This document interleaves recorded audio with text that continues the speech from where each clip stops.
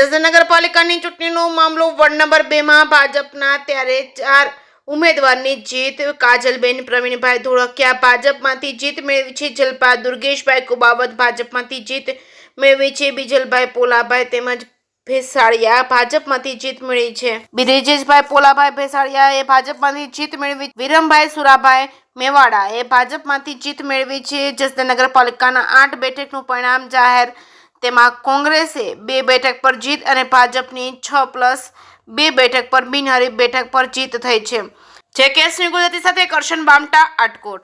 આજ તો અમારા કુંવરજીભાઈ બાવળિયા સાહેબની જીત છે.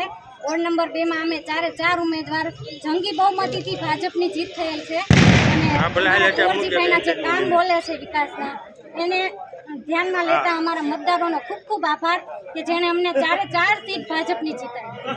આગળ થોડુંક બોલો.